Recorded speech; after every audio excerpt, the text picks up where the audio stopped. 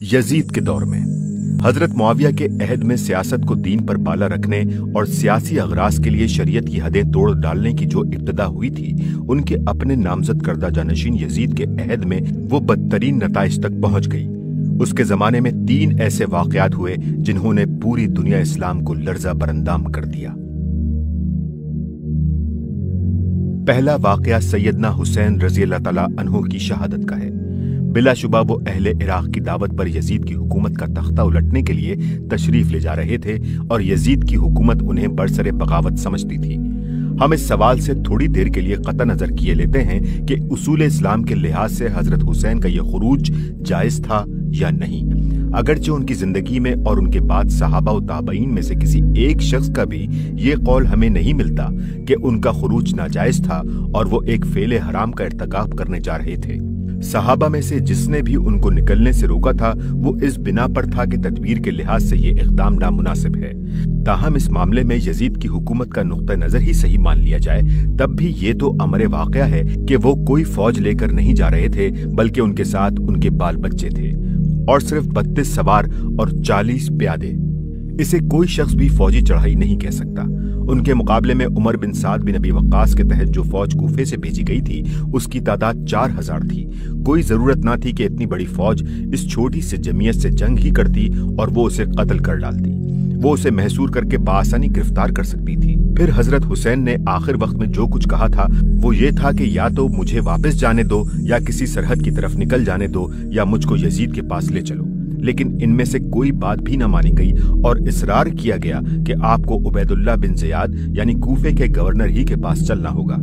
हजरत हुसैन अपने आप को इब्ने ज़ियाद के हवाले करने के लिए तैयार न थे, क्योंकि मुस्लिम बिन अकील के साथ जो कुछ वो कर चुका था वो उन्हें मालूम था। आखिरकार उनसे जंग की गई। जब उनके सारे साथी शहीद हो चुके थे और वो मैदान जंग में तन्हा रह गए थे, उस वक्त भी उन पर हमला करना ही जरूरी समझा गया और जब वो जख्मी होकर गिर पड़े थे उस वक्त उनको ज़बाह किया गया। फिर उनके जिस्म पर जो कुछ था वो लूटा गया, हत्ता कि उनकी लाश पर से कपड़े तक उतार लिए गए, उस पर घोड़े दौड़ाकर उसे रोंदा गया। इसके बाद उनकी क़यामगाह को लूटा गया और खवातीन के जिस्म पर से चादरें तक उतार ली गईं। उनके बाद उन समेत तमाम शुहदाए करबला के सर काट कर कूफा ले जाए गए और इब्ने ज़ियाद ने न सिर्फ बरसरे आम उनकी नुमाइश की, फिर ये सारे सर यजीद के पास दमिश्क भेजे गए और उसने भरे दरबार में उनकी नुमाइश की। फर्ज कीजिए कि हजरत हुसैन यजीद के नुक्ता नजर के मुताबिक बरसरे बगावत ही थे, तब भी क्या इस्लाम में हुकूमत के खिलाफ खुरूज करने वालों के लिए कोई कानून न था? फिक़ा की तमाम मबसूत किताबों में यह कानून लिखा हुआ मौजूद है। मिसाल के तौर पर सिर्फ हिदाया और उसकी शरह फतुल कदीर बाबुल बुगा में उसको देखा जा सकता है। इस कानून के लिहाज से देखा जाए तो वो सारी कार्रवाई जो मैदान करबला से लेकर कूफे और दमिश्क के दरबारों तक की गई, इसका एक एक जुज़ कतन हराम और सख्त जुल्म था। दमिश्क के दरबार में जो कुछ यजीद ने किया और कहा उसके मुतालिक रिवायात मुख्तलिफ हैं, लेकिन इन सब रिवायतों को छोड़कर हम यही रिवायत सही मान लेते हैं कि वो हजरत हुसैन और उनके साथियों के सर देखकर आपदीदा हो गया और उसने कहा कि मैं हुसैन के कत्ल के बगैर भी तुम लोगों की ताअत से राजी था। अल्लाह की लानत हो इब्ने ज़ियाद पर। खुदा की कसम अगर मैं वहां होता तो हुसैन को माफ कर देता। और ये कि खुदा की कसम ए हुसैन, मैं तुम्हारे मुकाबले में होता तो तुम्हें कत्ल न करता। फिर भी ये सवाल लाजमन पैदा होता है कि इस जुल्म अजीम पर उसने अपने सर फिरे गवर्नर को क्या सजा दी। हाफिज इब्ने कसीर कहते हैं कि उसने इब्ने ज़ियाद को ना कोई सजा दी, ना उसे माजूल किया, ना उसे मलामत ही का कोई खत लिखा। इस्लाम तो खैर बदरजहा बुलंद चीज है। यजीद में अगर इंसानी शराफत की भी कोई रमक होती तो वो सोचता कि फतह मक्का के बाद रसूलुल्लाह सल्लल्लाहु अलैहि वसल्लम ने उसके पूरे खानदान पर क्या एहसान किया था और उसकी हुकूमत ने उनके नवासे के साथ क्या सलूक किया। इसके बाद दूसरा सख्त अलमनाक वाकया जंग हर्रा का था, जो 63 हिजरी के आखिर और खुद यजीद की जिंदगी के आखिरी अय्याम में पेश आया।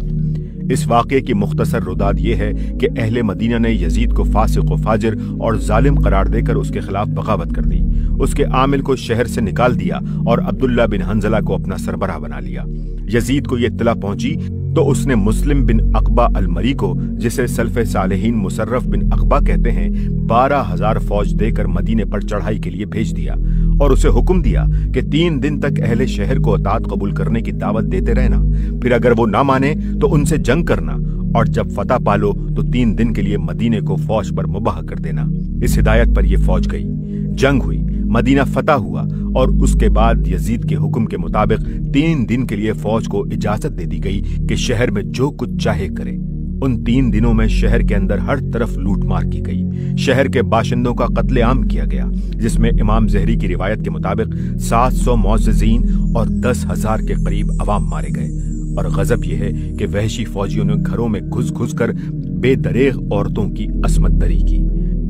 हाफिज इब्न कसीर कहते हैं, कहा जाता है कि उन दिनों 1000 औरतें जना से हमला हुई। बिलफर्ज अहले मदीना की बगावत नाजायज ही थी, मगर क्या किसी बागी मुसलमान आबादी बल्कि गैर मुस्लिम बागियों और हरबी काफिरों के साथ भी इस्लामी कानून की रूह से ये सुलूक जायज था? और यहाँ तो मामला किसी और शहर का नहीं, खास मदीनतुर रसूल का था, जिसके मुताल्लिक नबी सल्लल्लाहु अलैहि वसल्लम की ये इरशादात बुखारी, मुस्लिम, निसाई और मसनद अहमद में मुतादिद सहाबा से मनकूल हुए हैं कि मदीना के साथ जो शख्स भी बुराई का इरादा करेगा, अल्लाह उसे जहन्नुम की आग में सीसे की तरह पिघला देगा। जो शख्स अहले मदीना को जुल्म से खौफजदा करे, अल्लाह उसे खौफजदा करेगा। उस पर अल्लाह और मलाइका और तमाम इंसानों की लानत है। क़यामत के रोज अल्लाह उससे कोई चीज उस गुनाह के फिदिये में कबूल न फरमाएगा। हाफिज इब्न कसीर कहते हैं कि इन्हीं अहादीस की बुनियाद पर उलमा के एक ग्रोह ने यजीद पर लानत को जायज रखा है, और एक कौल उनकी ताईद में इमाम अहमद बिन हम्बल का भी है, मगर एक दूसरा ग्रोह सिर्फ इसलिए इससे मना करता है कि कहीं इस तरह उसके वालिद या सहाबा में से किसी और पर लानत करने का दरवाजा न खुल जाए। हाशिया, इमाम अहमद बिन हम्बल के जिस कौल का हवाला यहाँ इब्न कसीर ने दिया है, उसकी तफसील ये है कि एक मर्तबा इमाम अहमद के साहबजादे अब्दुल्ला ने उनसे पूछा, यजीद पर लानत करने का क्या हुक्म है? उन्होंने जवाब दिया, मैं कैसे उस शख्स पर लानत ना करूं जिस पर खुदा ने लानत की है। और इसके सबूत में उन्होंने ये आयत पढ़ी, फहल असैतुम इन तवल्लैतुम अन तुफसिदू फिल अर्दि व तुक़त्तिऊ अरहामकुम उलाइका अल्लज़ीना लअनहुमुल्लाह। सूरह मोहम्मद आयत 22 और 23। फिर तुमसे इसके सिवा और क्या तवक्को की जा सकती है कि अगर तुम फरमा रवा हो गए तो जमीन में फसाद बर्पा करोगे और कता रहमी करोगे। ऐसे ही लोग वो हैं जिन पर अल्लाह ने लानत की है। ये आयत पढ़कर इमाम ने फरमाया, इससे बड़ा फसाद और इससे बड़ी कता रहमी और क्या होगी जिसका इर्तिकाब यजीद ने किया। इमाम अहमद के इस कौल को मोहम्मद बिन अब्दुल रसूल अल बरजंजी ने अल अशात फिल इशरात अल सहा में और इब्ने हजीर अल हैतमी ने अल सवाइक अल मरहका में नकल किया है, मगर अल्लामा सफारीनी और इमाम इब्ने तैमिया कहते हैं कि ज्यादा मोतबर रिवायात की रूह से इमाम अहमद यजीद पर लानत करने को पसंद नहीं करते। उलमाए अहले सुन्नत में से जो लोग जवाज लानत के कायल हैं, उनमें इब्ने जौजी, काजी अबू याली, अल्लामा तफ्ताजानी और अल्लामा जलालुद्दीन सयूती नुमाया है। और अदम जवाज के कायलीन में नुमाया तरीन बुजुर्ग इमाम गजाली और इमाम इब्ने तैमिया हैं। मेरा अपना मिलान इस तरफ है कि सिफात मलूना के हामिलीन पर जामा तरीके से तो लानत की जा सकती है।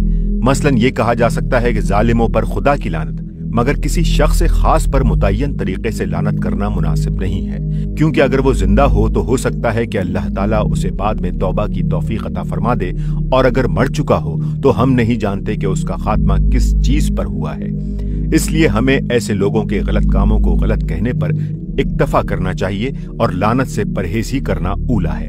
लेकिन इसके मानी ये भी नहीं है कि अब यजीद की तारीफ की जाए और उसे रज़ियल्लाहु ताला अन्हु लिखा जाए।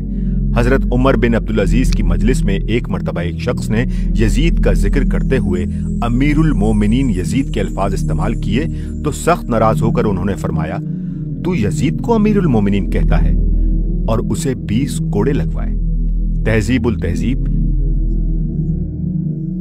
हजरत हसन बसरी को एक मर्तबा ये ताना दिया गया कि आप जो बनी उमैया के खिलाफ खुरूज की किसी तहरीक में शामिल नहीं होते, तो क्या आप अहले शाम यानी बनी उमैया से राजी हैं? जवाब में उन्होंने फरमाया, मैं और अहले शाम से राजी हूं। खुदा उनका नाश करे, क्या ये वही नहीं है जिन्होंने रसूलुल्लाह सल्लल्लाहु अलैहि वआलैहि वसल्लम के हरम को हलाल कर लिया और 3 दिन तक उसके बाशिंदों का कत्लेआम करते फिरे, अपने नब्ती और कुब्ती सिपाहियों को उनमें से कुछ कर गुजरने की छूट दे दी और वो शरीयत दीनदार खवातीन पर हमले करते रहे और किसी हुर्मत की हतक करने से ना रुके, फिर बैतुल्लाह पर चढ़ दौड़े, उस पर संगबारी की और उसको आग लगाई, उन पर खुदा की लानत हो और वह बुरा अंजाम देखें।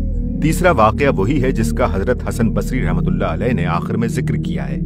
मदीने से फारिग होने के बाद वही फौज जिसने रसूलुल्लाह सल्लल्लाहु अलैहि वसल्लम के हरम में ये उधम मचाया था, हजरत इब्ने जुबैर से लड़ने के लिए मक्के पर हमला आवर हुई और उसने मंजनीखें लगाकर खाना काबा पर संगबारी की, जिससे काबे की एक दीवार शिकस्ता हो गई। अगरचे रिवायात ये भी हैं कि उन्होंने काबे पर आग भी बरसाई थी, लेकिन आग लगने के कुछ दूसरे वजूह भी बयान किए जाते हैं। अलबत्ता संगबारी का वाकया मुत्तफिक अलैह है। इन वाकयात ने यह बात बिल्कुल वाज़ेह कर दी कि ये हुक्मरान अपने इख्तिदार और उसके बकाओ तहफ़्फ़ुज़ को हर चीज पर मुकद्दम रखते थे और उसके लिए उन्हें किसी हद को फान जाने और बड़ी से बड़ी हुर्मत को तोड़ डालने में भी बाक न था। दौलत बनी मरवान में इसके बाद मरवान और उसकी औलाद का दौरे हुकूमत आया और उसमें दीन से सियासत की आजादी बल्कि सियासत पर दीन के अहकाम और हुदूद की कुर्बानी इंतहा को पहुंच गई।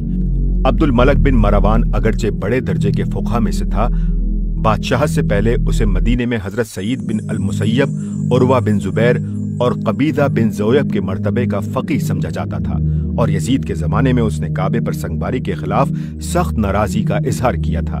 मगर जब वो खुद खलीफा हुआ तो उसने हजरत अब्दुल्ला बिन जुबैर के खिलाफ जंग के लिए हज्जाज बिन यूसुफ को मक्का भेज दिया।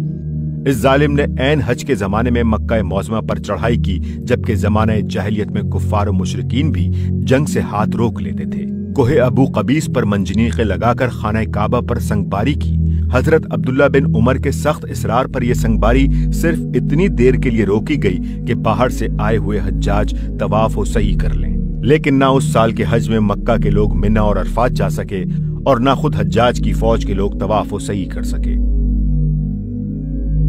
बाहर से आने वालों ने जब तवाफ़े ज़ियारत कर लिया तो हज्जाज ने ऐलान किया कि सब हाजी निकल जाएं और असर नौ संगबारी शुरू कर दी। फिर फतह के बाद जो कुछ अब्दुल्ला बिन जुबैर, अब्दुल्ला बिन सफ़वान और अम्मारा बिन हज़म के सरों और उनकी लाशों के साथ किया गया, उसका जिक्र हम पहले कर चुके हैं। अब्दुल मलिक और उसके बेटे वलीद के जमाने की सबसे बड़ी लानत हुज्जाज की गवर्नरी थी, जिसे 20 साल तक जुल्म सितम की खुली छूट मिली रही। अगरचे कोई इंसान भी दुनिया में मुजस्सम शर नहीं होता और हज्जाज बिन यूसुफ भी खैर से बिल्कुल खाली ना था। कुरान पर आराब लगवाना उसकी वो नेकी है जिसकी तारीफ रहती दुनिया तक की जाएगी। सिंध की फतह भी उसी के कारनामों में से है जिसकी बदौलत आज इस सरजमीन में अल्लाह का नाम लेने वाले पाए जाते हैं। मगर किसी शख्स की सारी नेकियां भी एक मोमिन के कत्ले नाहक की हमवजन नहीं हो सकती, कुजा के वो जुल्म व सितम जिसका इर्तिकाब उसने अपने तवील दौरे हुकूमत में किया। मशहूर इमाम क़िरत आसिम बिन अबी अल नजूद कहते हैं कि अल्लाह की हुर्मतों में से कोई हुर्मत ऐसी नहीं रह गई जिसका इर्तिकाब उस शख्स ने ना किया हो। हजरत उमर बिन अब्दुल अजीज कहते हैं कि अगर दुनिया की तमाम फौजें खबासत का मुकाबला करें और अपने अपने सारे खबीस ले आएं तो हम तन्हा हज्जाज को पेश करके उन पर बाजी ले जा सकते हैं। हजरत अब्दुल्ला बिन मसूद को वो सरदार मुनाफिकीन कहता था। उसका कौल था कि अगर इब्ने मसूद मुझे मिल जाते तो मैं उनके खून से जमीन की प्यास बुझाता। उसने ऐलान किया था कि इब्ने मसूद की क़िरत पर कोई शख्स कुरान पढ़ेगा तो मैं उसकी गर्दन मार दूंगा और मुसहफ में से उसकी क़िरत को अगर सूअर की हड्डी से भी छीलना पड़े तो छील दूंगा। उसने हजरत अनस बिन मालिक और हजरत सहल बिन साद साइदी जैसे बुजुर्गों को गालियां दी और उनकी गर्दनों पर मोहरें लगाईं। उसने हजरत अब्दुल्ला बिन उमर को कत्ल की धमकी दी। वो एलानिया कहता था कि अगर मैं लोगों को मस्जिद के एक दरवाजे से निकलने का हुक्म दूं और वो दूसरे दरवाजे से निकलें तो मेरे लिए उनका खून हलाल है। उसके जमाने में जो लोग कैद की हालत में किसी अदालती फैसले के बगैर कत्ल किए गए, सिर्फ उनकी तादाद 1,20,000 बताई जाती है।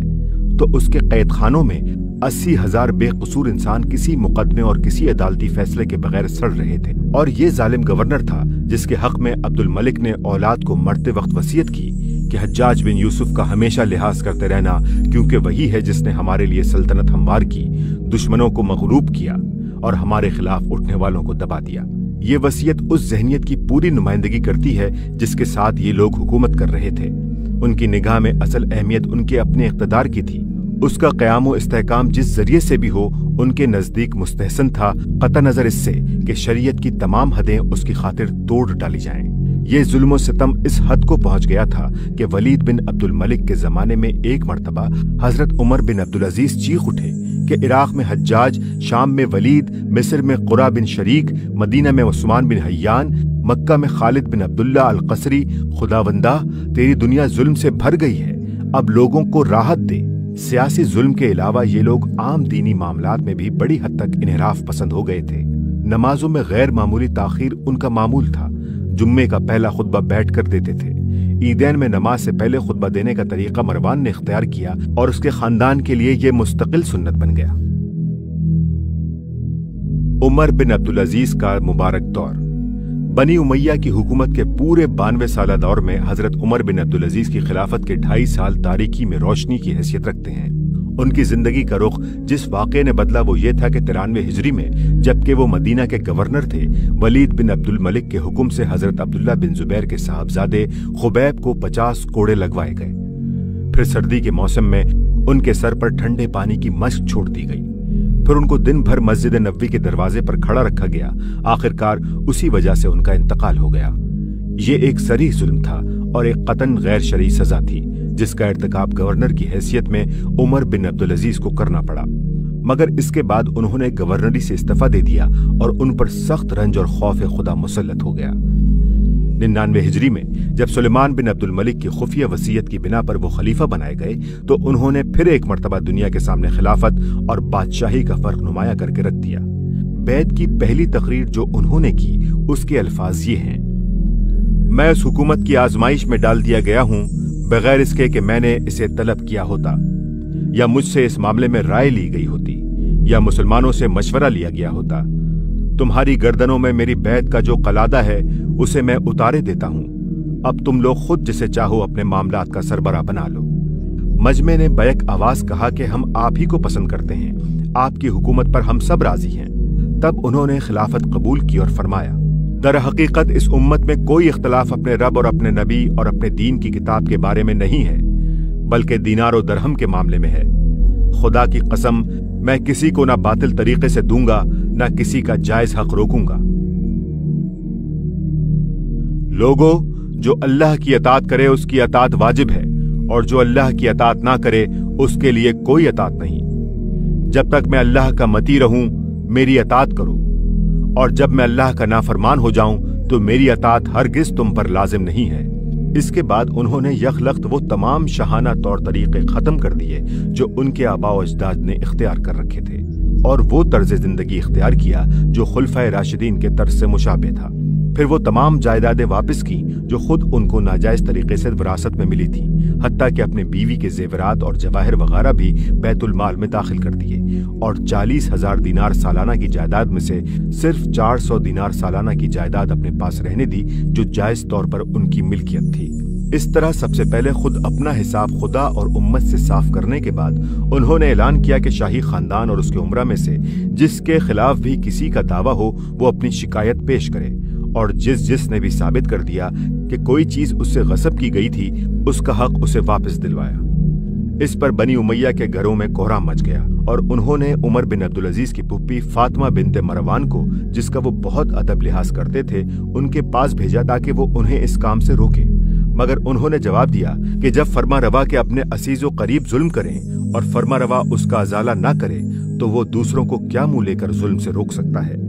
उसने कहा, तुम्हारे खानदान के लोग तुम्हें मुतनब्बे करते हैं कि इस रविश का तुम्हें सख्त खमियाजा भुगतना पड़ेगा। उन्होंने जवाब दिया, क़यामत के खौफ से बढ़कर अगर मुझे किसी चीज का खौफ हो तो मैं दुआ करता हूं कि मुझे उस चीज से अमन नसीब ना हो। आखिरकार वो मायूस होकर पलटी और उसने अपने कुंबे के लोगों से कहा, यह सब तुम्हारा अपना किया धरा है। तुम उमर बिन खत्ताब के खानदान की लड़की ब्याह लाए, आखिरकार लड़का अपने नाना पर चला गया। वाज़ेह रहे कि हजरत उमर बिन अब्दुल अजीज की वालदा हजरत उमर रज़ियल्लाहु तआला अन्हु की पोती थी।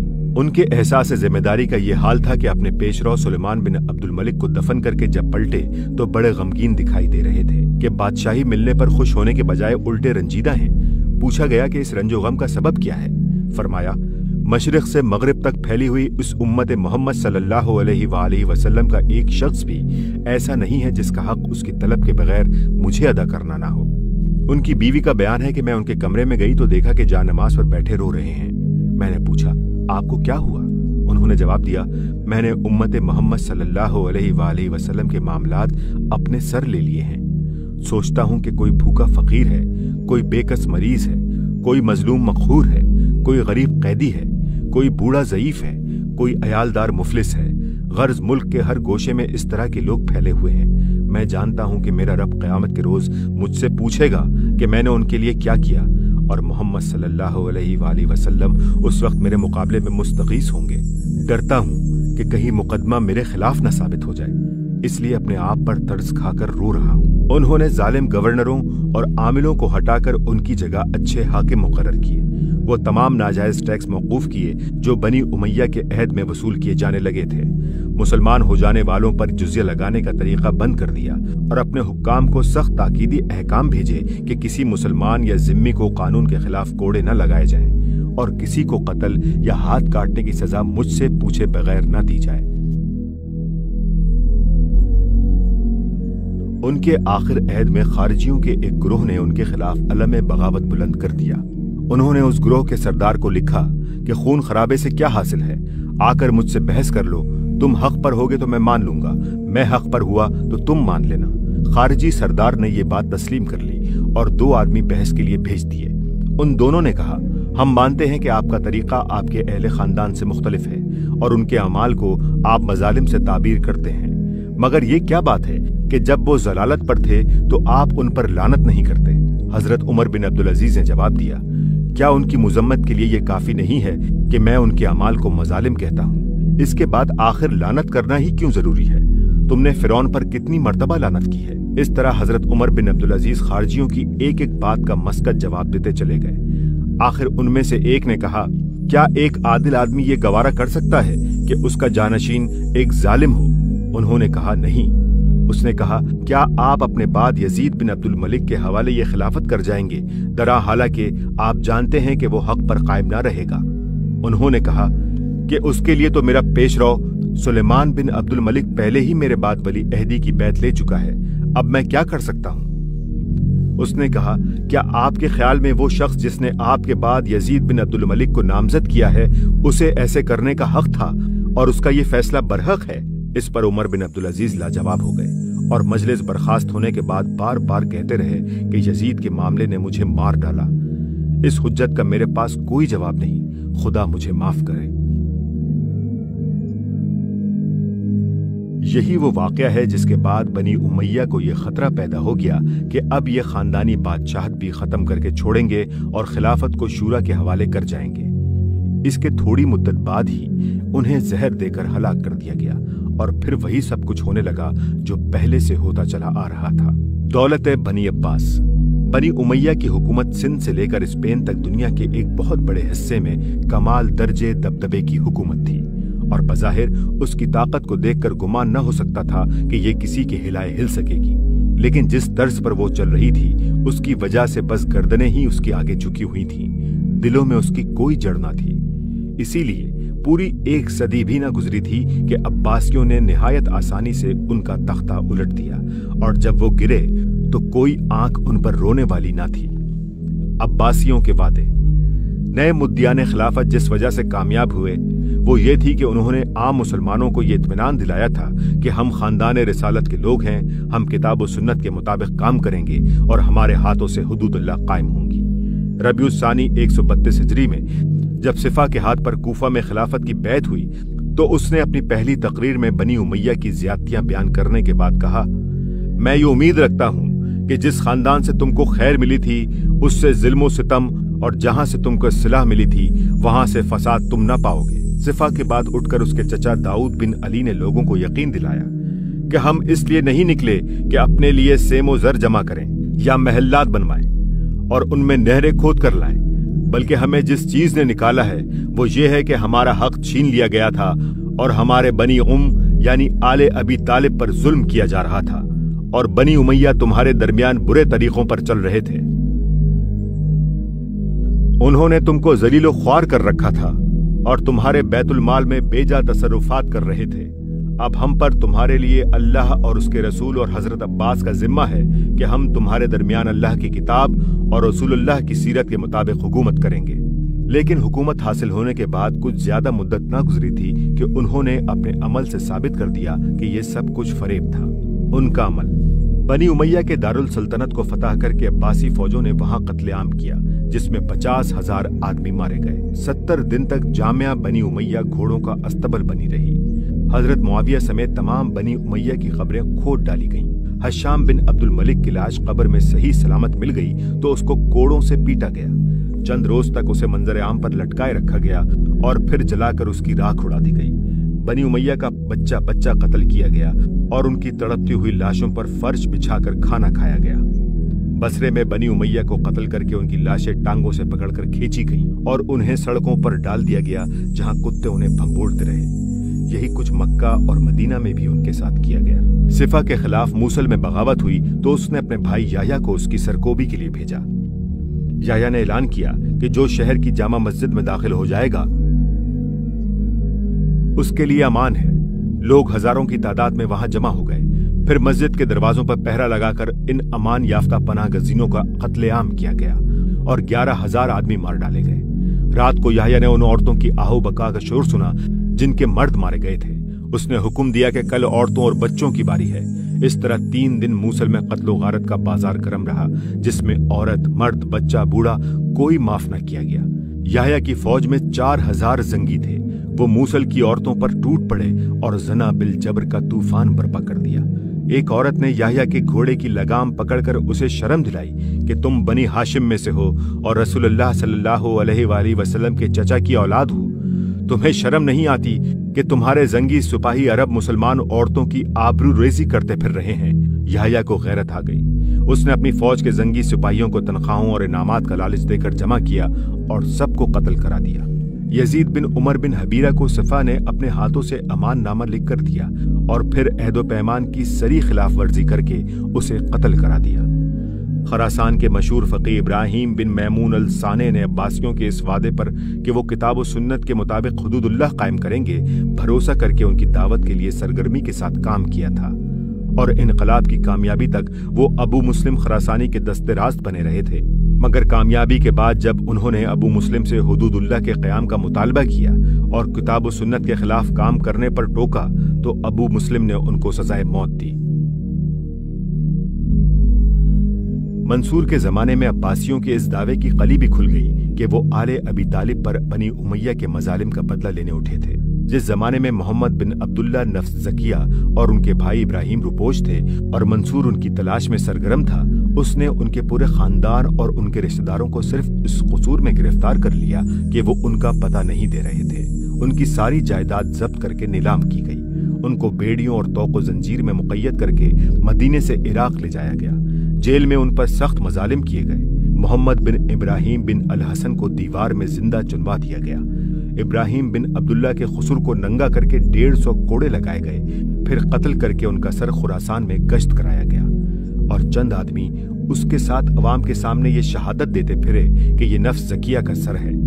कुछ मुद्दत बाद जब नफ्स ज़किया मदीने में शहीद हुए तो उनका सर काट कर शहर शहर फिराया गया और उनकी और उनके साथियों की लाशें 3 दिन तक मदीने में बरसरे आम लटकाई गईं। फिर कोहे सला के करीब उन्हें मकाबरे यहूद में फेंक दिया गया।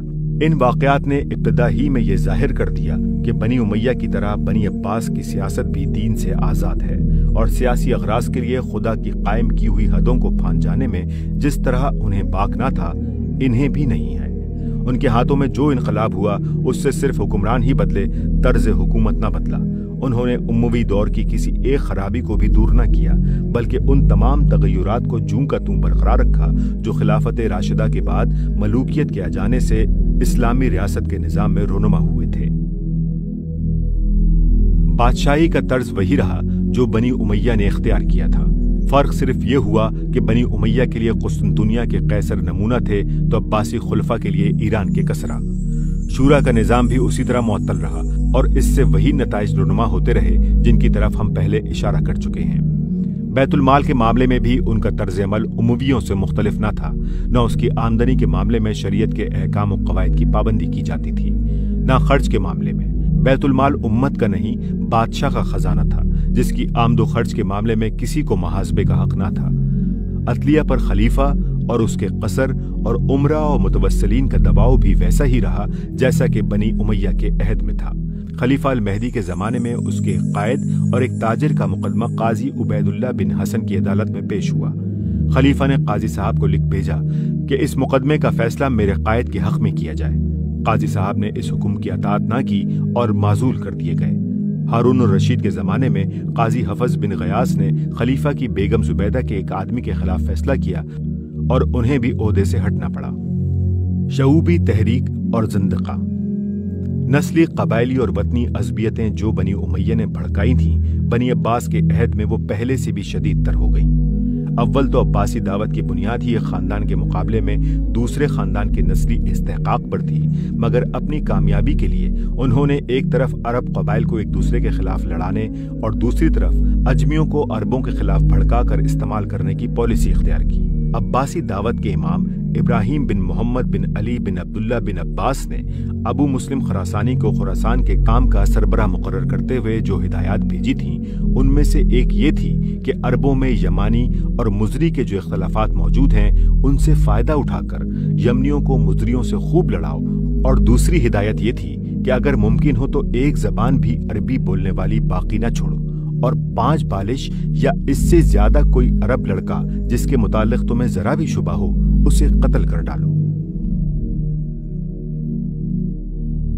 اس طرز عمل کا نتیجہ یہ ہوا کہ بنی امیہ کے دور میں ان کے عربی تعصب کی وجہ سے اجمی قوم پرستی یعنی شعوبیت کی جو آگ اندر ہی اندر سلگ رہی تھی، بنی عباس کے زمانے میں وہ پوری قوت کے ساتھ بھڑک اٹھی، اور اس نے صرف عربی عصبیت ہی کے خلاف نہیں بلکہ خود اسلام کے خلاف بھی زندگی کا ایک محاذ اٹھا کھڑا کیا۔ اہل عجم میں نسلی فخر و غرور کا جذبہ پہلے ہی موجود تھا، خصوصاً عربوں کو تو وہ اپنے مقابلے میں نہایت حقیر سمجھتے تھے۔ اسلامی فتوحات کے دور میں جب وہ ریگستان عرب کے شتربانوں سے مغلوب ہوئے تو اول انہیں اپنی ذلت کا سخت احساس ہوا، مگر اسلام کے اصول انصاف و مساوات اور صحابہ و تابعین اور علماء فقہائے امت کے دیندارانہ طرز عمل نے نہ صرف یہ کہ ان کے اس زخم پر مرہم رکھ دیا بلکہ انہیں عالمگیر امت مسلمہ کے اندر کامل معاشرتی مساوات کے ساتھ جذب کرنا شروع کر دیا۔ اس کی پشت پر اگر حکومت کی انتظامی پالیسی بھی انہی اصولوں کے مطابق ہوتی تو کبھی کسی غیر عرب قوم کے اندر اپنی علیحدگی کا احساس اور قوم پرستی کا جذبہ پیدا نہ ہو سکتا۔ لیکن پہلے بنی امیہ کی سخت عربی عصبیت نے، جس کا ذکر ہم کر چکے ہیں، ان کے ساتھ ذلت کا برتاؤ کر کے ان میں جوابی تعصب پیدا کیا، اور پھر عباسیوں نے اسے اپنی سیاسی اغراض کے لیے استعمال کر کے ابھرنے اور چھا جانے کا موقع دے دیا۔ اہل عجم نے اسی امید پر عباسی دعوت کا ساتھ دیا تھا کہ ہماری تلواروں کے بل پر جب نئی سلطنت قائم ہوگی تو اس پر ہم چھائے رہیں گے اور عربی اقتدار کا خاتمہ کر دیں گے۔ ان کی یہ توقع ٹھیک تھی اور وہ پوری ہوئی۔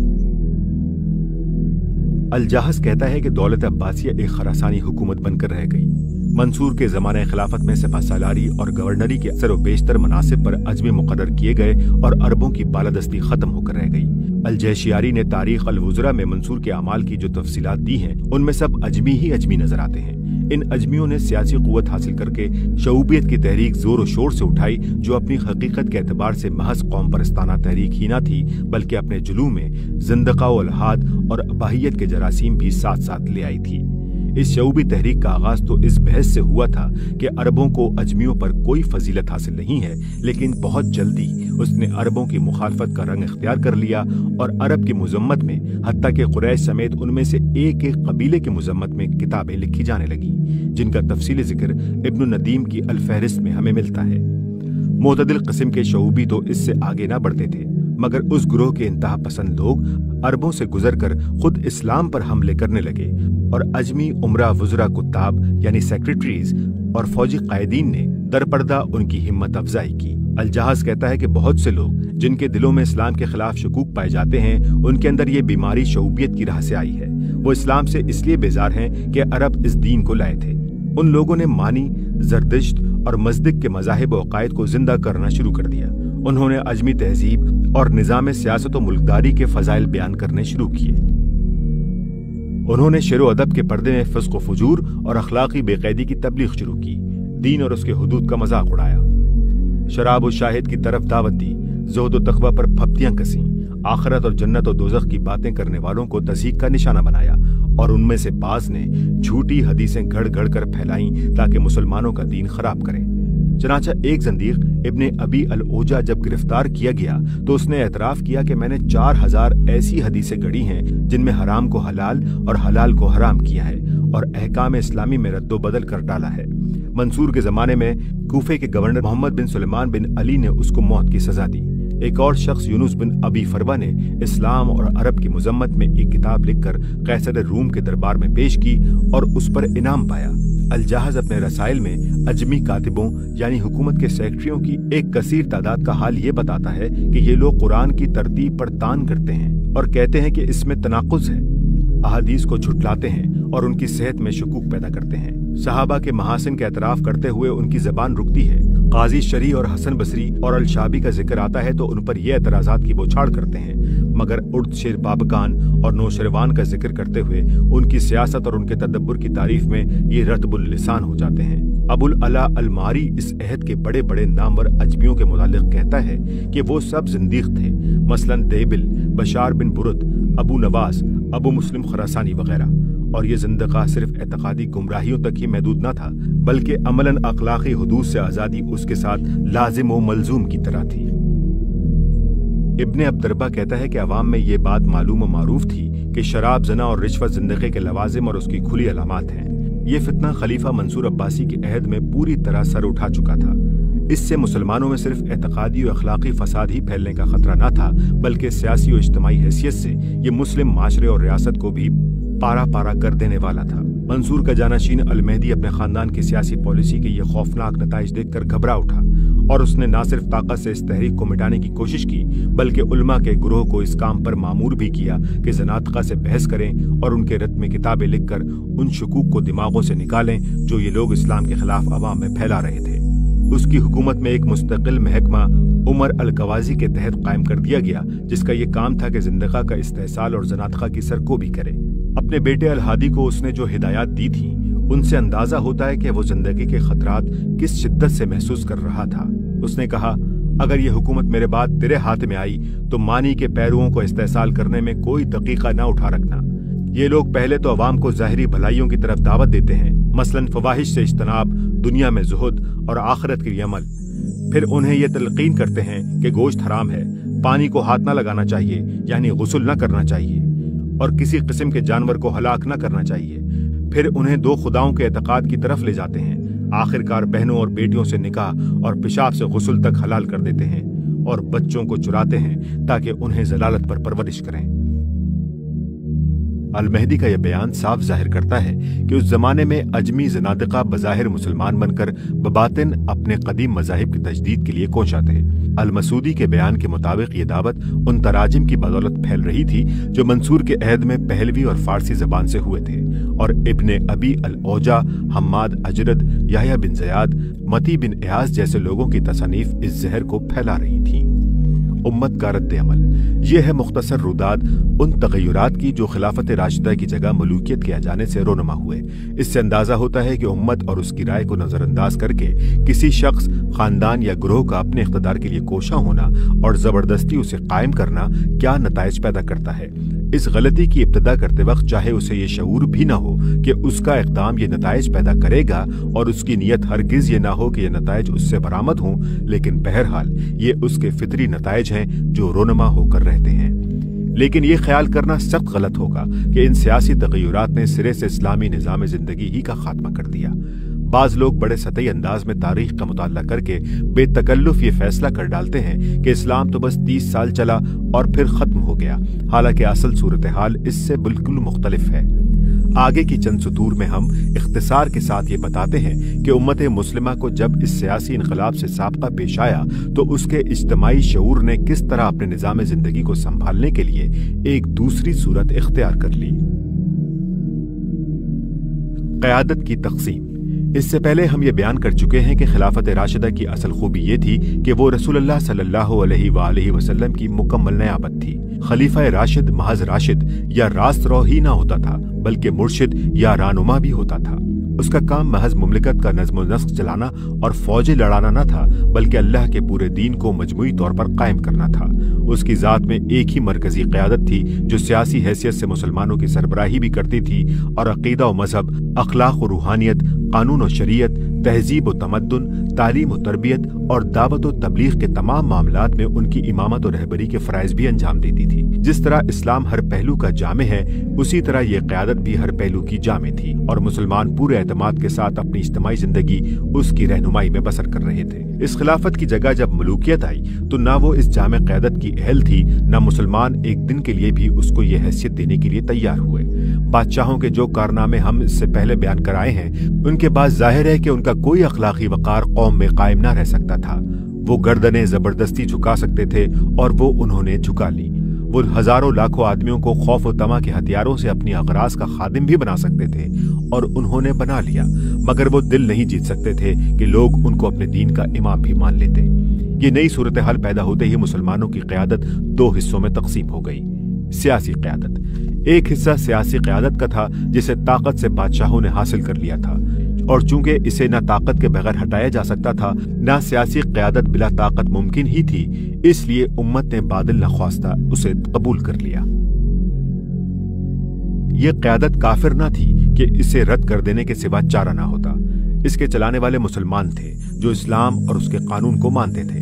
کتاب اللہ و سنت رسول اللہ کے حجت ہونے کا انہوں نے کبھی انکار نہ کیا تھا۔ عام معاملات ان کی حکومت میں شریعت ہی کے مطابق انجام پاتے تھے، صرف ان کی سیاست دین کی تابع نہ تھی اور اس کی خاطر وہ اسلام کے اصول حکمرانی سے ہٹ گئے تھے۔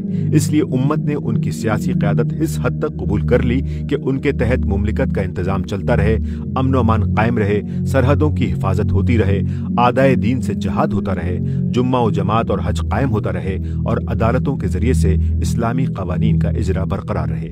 ان مقاصد کے لیے صحابہ اور تابعین اور تبع تابعین نے اگر اس قیادت کی بیعت کی تو وہ اس معنی میں نہ تھی کہ وہ انہی بادشاہوں کو امام برحق اور ان کی خلافت کو خلافت راشدہ و مرشدہ مانتے تھے، بلکہ وہ صرف اس معنی میں تھی کہ وہ اس امر واقعی کو تسلیم کرتے تھے کہ اب امت کی سیاسی قیادت کے مالک یہی لوگ ہیں۔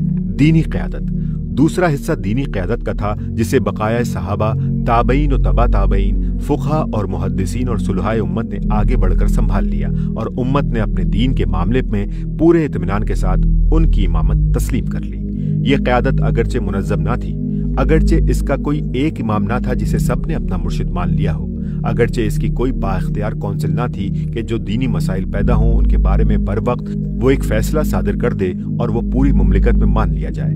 یہ سب لوگ اپنی انفرادی حیثیت میں الگ الگ کام کر رہے تھے اور ان متفرق افراد کے پاس اخلاقی اثر و وقار کے سوا کوئی طاقت نہ تھی۔ لیکن چونکہ یہ سب ایک ہی چشمہ ہدایت کتاب اللہ و سنت رسول اللہ سے فیضیاب تھے اور نیک نیتی کے ساتھ دینی رہنمائی کر رہے تھے، اس لیے جزیات میں مختلف الرائے ہونے کے باوجود مجموعی طور پر ان کا مزاج ایک ہی تھا اور دنیا اسلام کے گوشے گوشے میں پراگندہ ہونے کے باوجود ان کا پورا گروہ مسلمانوں کو ایک ہی فکری و اخلاقی قیادت فراہم کر رہا تھا۔ دونوں قیادتوں کا باہمی تعلق، ان دونوں قسم کی قیادتوں میں تعاون کم اور تضاد یا کم از کم عدم تعاون زیادہ رہا۔ سیاسی قیادت نے دینی قیادت کو اس کے فرائض انجام دینے میں بہت کم مدد دی اور جتنی مدد وہ دے سکتی تھی دینی قیادت نے اس سے بھی کم اسے قبول کیا، کیونکہ اس مدد کے بدلے میں جو قیمت اسے سیاسی قیادت کو ادا کرنی پڑتی اسے ادا کرنے کے لیے اس کا ایمان و ضمیر تیار نہ تھا۔ پھر خود امت کا حال بھی یہ تھا کہ دینی قیادت کے لوگوں میں سے جو بھی سلاطین کے قریب گیا اور جس نے بھی کوئی منصب یا وظیفہ ان سے قبول کر لیا وہ مشکل ہی سے قوم میں اپنا اعتماد برقرار رکھ سکا۔ سلاطین سے بے نیازی اور ان کے قہر و غضب کے مقابلے میں ثابت قدمی مسلمانوں کے اندر دینی قیادت کی اہلیت کا معیار بن گئی تھی۔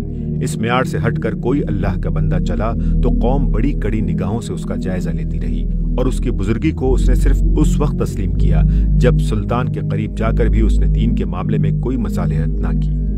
عام مسلمان تو درکنار خود وہ لوگ بھی جو سیاسی قیادت کے ہاتھ بک چکے تھے اس بات کو برداشت کرنے کے لیے تیار نہ تھے کہ دین کا امام و پیشوا کسی ایسے شخص کو مان لے جو انہی کی طرح بک جانے والا ہو یا طاقت سے دب کر احکام دین میں تحریف کرنے لگے۔ اس طرح پہلی صدی ہجری کے وسط سے ہی دینی قیادت کا راستہ سیاسی قیادت کے راستے سے الگ ہو چکا تھا۔